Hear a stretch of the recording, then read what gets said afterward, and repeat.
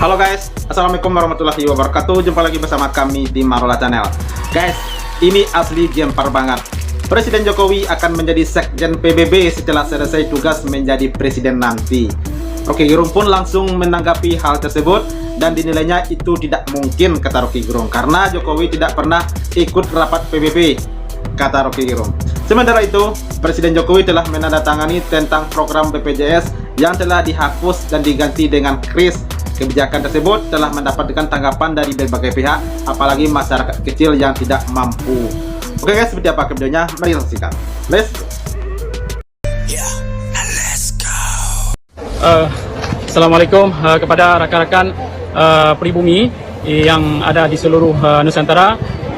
Acara rapat Forum Indigenous People, Forum Pribumi yang ada di kantor PBB di United Nations New York. Hari ini saya ambil kesempatan untuk memberi sedikit keynote tentang apa yang telah kita bincangkan di rapat tersebut. Pertama sekali, judul tahun ini adalah Enhancing Indigenous People Right to Self-Determination, yang artinya orang pribumi ada hak untuk merdeka. Kita berpidato tentang hak kemerdekaan Aceh, supaya kita semua tahu bahwa Indonesia tiada hak melarang orang-orang pribumi untuk kebebasan mereka.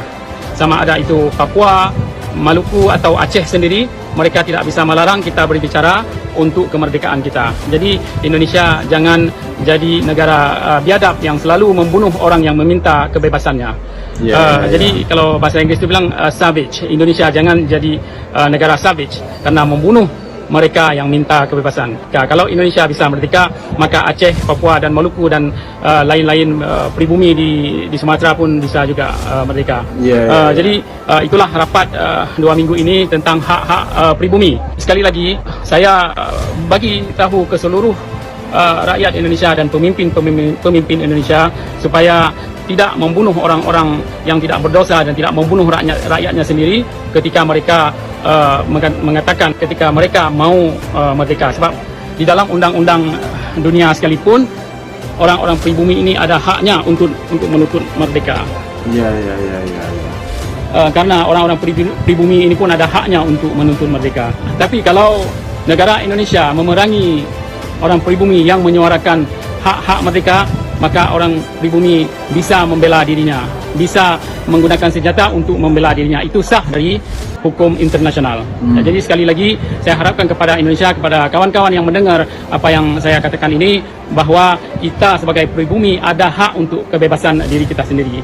Dan satu lagi, yang Indonesia telah mengambil tanah-tanah bangsa Aceh seperti tanah wakaf yang di Belang Padang, tanah hak milik Masjid Baitur Rahman dan menjadi milik TNI. Itu adalah kriminal dari hukum dunia. Jadi kalau Indonesia tidak mau menjadi negara biadab, maka buatlah apa yang bagus untuk negara itu. Yang bahwa kita sebagai pribumi ada hak untuk merdeka. Kita sebagai pribumi bangsa Aceh, bangsa Sumatera lainnya sudah bisa bangun untuk meminta haknya dari Indonesia. Masing-masing kita ada hak yang harus kita ambil. Jadi sekali lagi, untuk negara Indonesia, kami ada hak untuk membicarakan kebebasan kami dan kami ada hak untuk merdeka. Terima kasih. Pemirsa, mulai akhir Juni 2025, kelas BPJS Kesehatan akan dihapuskan. Pemerintah akan menerapkan rawat inap standar atau KRIS. Perubahan ini menimbulkan kekhawatiran masyarakat karena adanya potensi masalah yang ditimbulkan. Menkes Budi Gunadi Sadikin pun memberi tanggapan terkait penghapusan sistem kelas BPJS tersebut.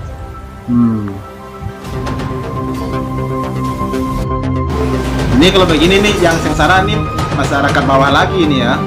Presiden Joko Widodo telah menandatangani peraturan terbaru terkait jaminan kesehatan.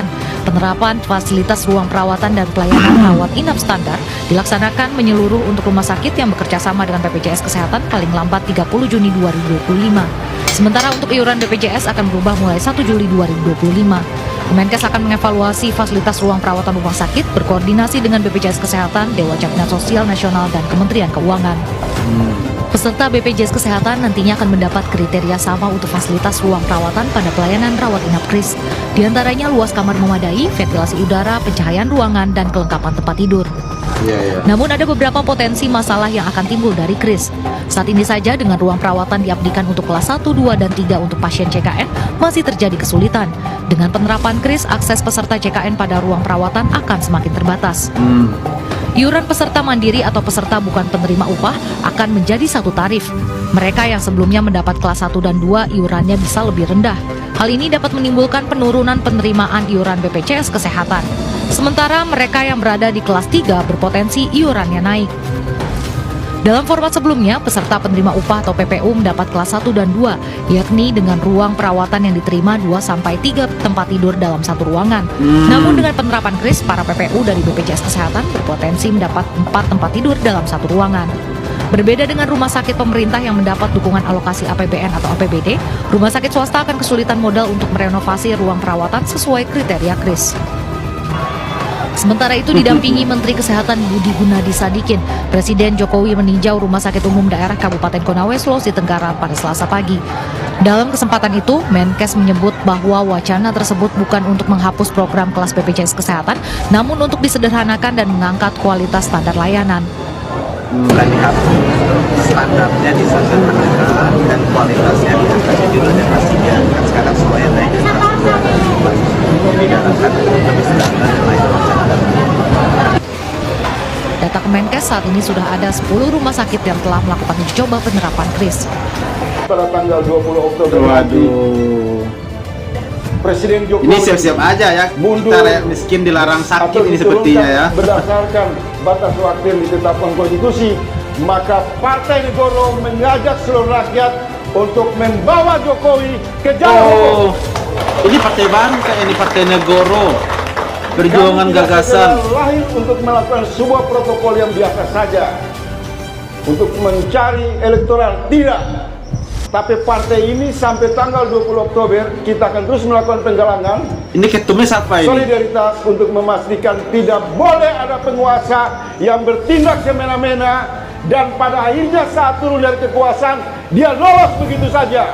Jokowi harus diseret dan dimintai pertanggungjawaban. Ya. Ini satu program yang sederhana. Kalau mau buat partai harus seperti ini kan? Dengan semangat itu kita mulai. Programnya sederhana.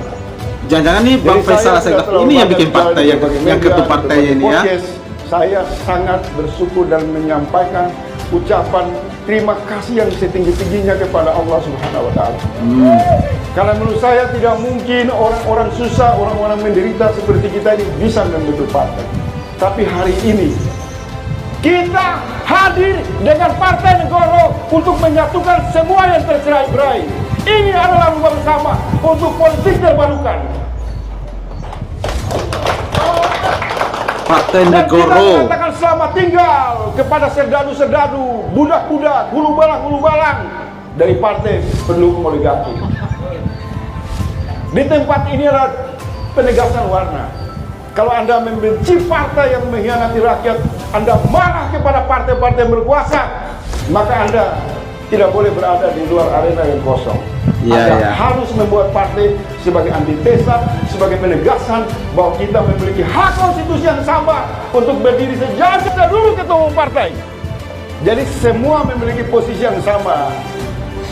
Presiden Joko Widodo memberikan tanggapan Mantap. Berarti ini partai baru ya guys ya. Kemungkinan ini Faisal Asegaf ini mungkin ketua partainya kali ya. Jika sudah selesai bertugas sebagai Presiden RI pada Oktober 2024. Nah ini dia. Tapi Jokowi nggak pernah hadir di PBB, siapa yang kenal?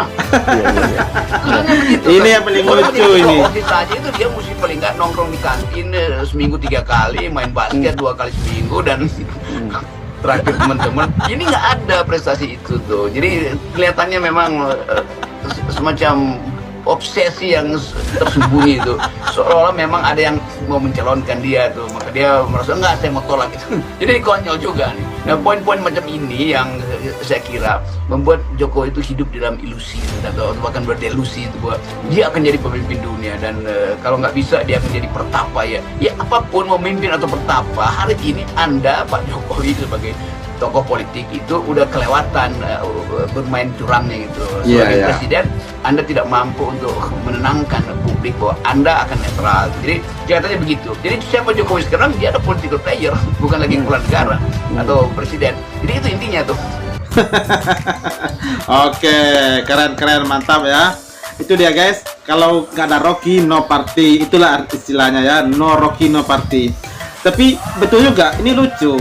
Masa Pak Jokowi habis selesai menjadi presiden, lalu menjadi sekjen PBB, itu rasanya itu nggak mungkin. Betul juga apa yang dikatakan Bang Rocky ini. Sementara Pak Jokowi kan mungkin saya nggak tahu persis ya, tapi ini saya rasa ini saya sependapat dengan Bang Rocky.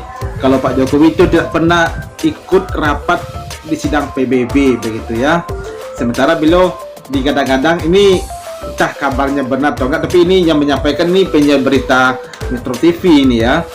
Kalau Pak Jokowi itu akan menjadi sekjen PBB setelah selesai menjadi tugas presiden nanti. Wow guys, ini gimana nih tanggapannya? Tolong sampaikan di kolom komentar ya. Dan seperti apa pendapatnya, tolong diberikan dengan sebagus-bagusnya di kolom komentar. Dan sampai jumpa lagi di Marola Channel, sampai jumpa lagi di video berikutnya. Thank you. Thanks for watching.